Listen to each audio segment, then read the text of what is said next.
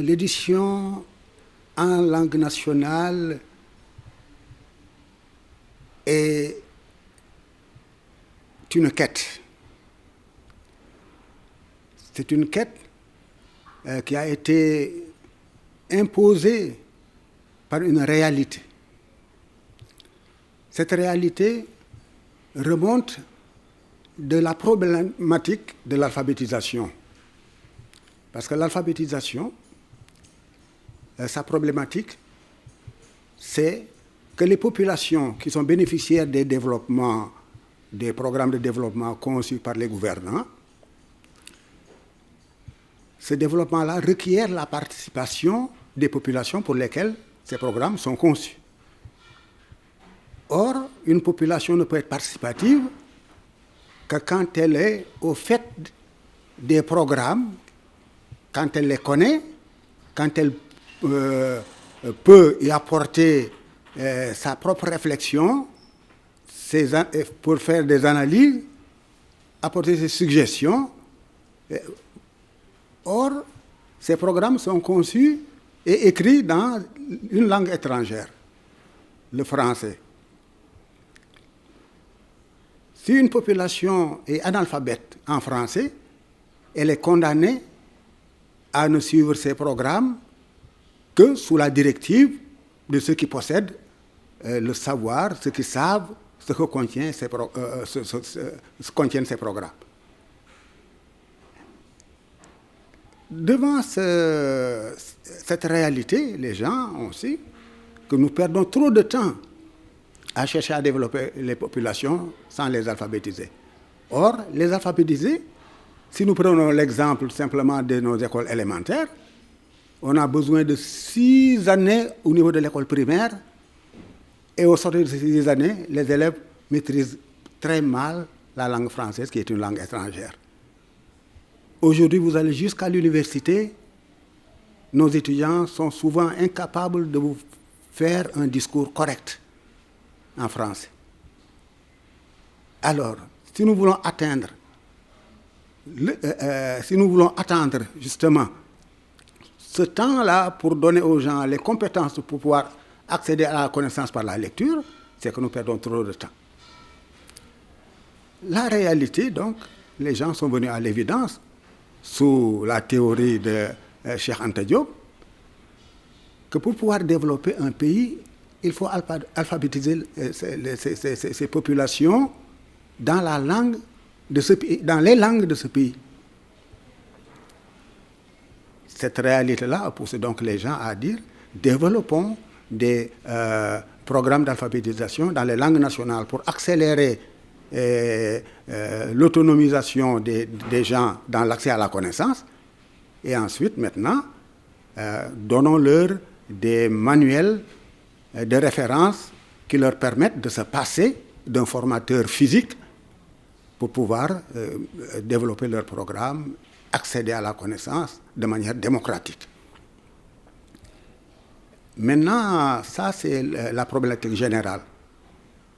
L'ONG OSAD, elle est partie de cette problématique générale au sortir d'une évaluation qui lui avait été confiée, qui n'était même pas, il n'y avait pas encore l'OSAD, c'était simplement des intellectuels, Aram Fall en tête, à qui on avait fait confiance et à qui on avait demandé de faire l'évaluation des programmes d'alphabétisation au Sénégal. Mais au sortir de cette évaluation-là, le rapport que nous avons produit a fait sourire des gens. Ils ont pensé que tout ce que nous disions là sur les langues nationales, pour la promotion des langues nationales, c'était illusoire, qu'il était difficile de les mettre en œuvre. C'est ce qui a été le déclic pour que tous ceux qui avaient participé justement à cette évaluation se disent, écoutez, formons une association et démontrons que ce que nous proposons est tout à fait possible. Réduire les durées de l'alphabétisation, qui étaient de 3 ans souvent dans les programmes conçus, et produisons aussi des manuels dans les langues nationales, parce que les manuels de lecture, de formation, ne se trouvent pas dans les librairies ni dans les bibliothèques, parce qu'ils n'ont jamais été conçus. Nous sommes partis de ce défi-là pour ouvrir des classes d'alphabétisation dans 3 régions, pour concevoir des programmes et pour produire les outils didactiques qui devaient accompagner ce programme. C'est ainsi que notre ONG est venue à l'édition. Parce qu'il nous fallait produire des livres pour nos apprenants et ces livres ne se trouvaient nulle part. Alors nous les avons créés, nous avons produit.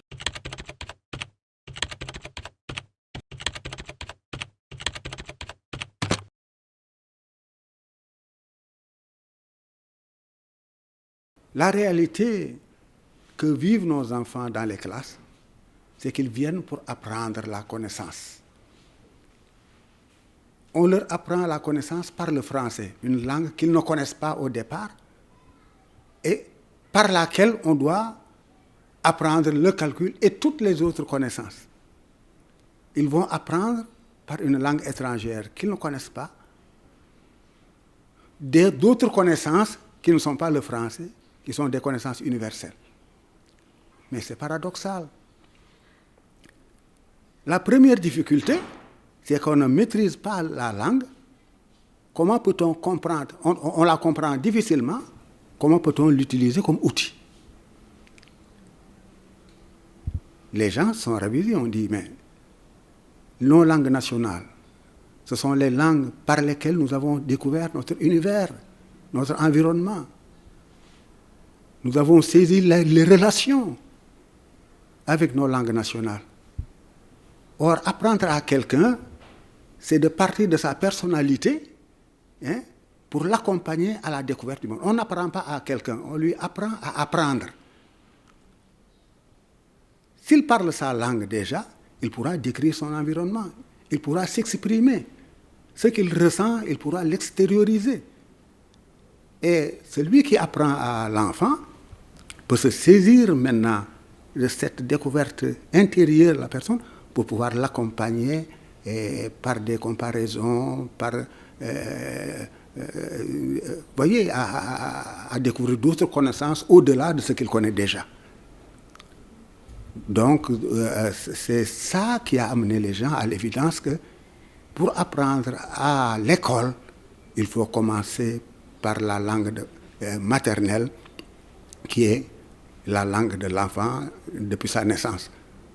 Avant qu'il la parle même, avant qu'il la comprenne même, déjà sa maman, ses parents, son environnement s'exprimaient à ça. Donc il était dans un bain culturel et linguistique qui ne vont pas le déphaser quand il viendra entre les 4 murs de l'école.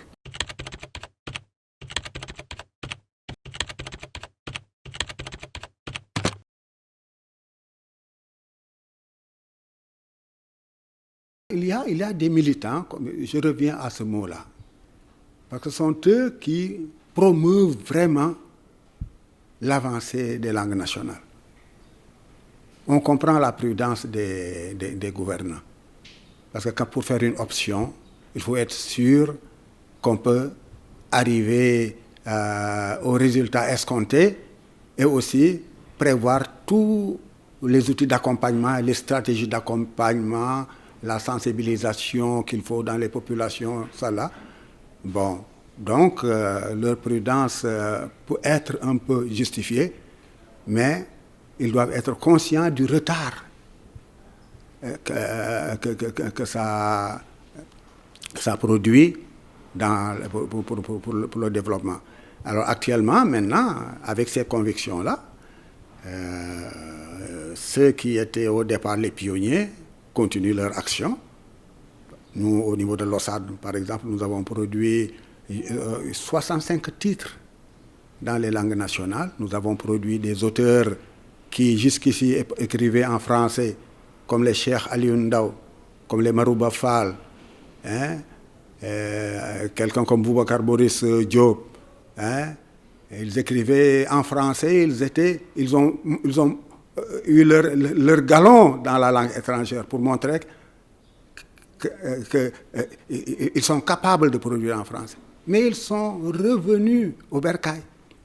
Ils produisent des livres de qualité, de la même facture que les livres qu'ils ont écrits produits en français, mais dans leur langue nationale. Cheikh Aliou Ndao a produit dans notre maison d'édition 15 livres sur l'esthétique du Wolof, c'est-à-dire la littérature et l'esthétique du Wolof. Hein. Ensuite, il a fait les pièces de théâtre qu'il faisait en français, comme, comment dirais-je, l'exil d'Albouri. Il a fait Gouindjouli en pièce de théâtre en Wolof. Il a fait Bok Afrique en Wolof. Hein. Il a fait des contes en Wolof, etc. Mais des contes qui non seulement nous permettent de conserver le patrimoine culturel sénégalais africain, mais des contes qu'il a remodelés souvent pour mettre en exergue les valeurs d'éducation environnementale et tout ça là.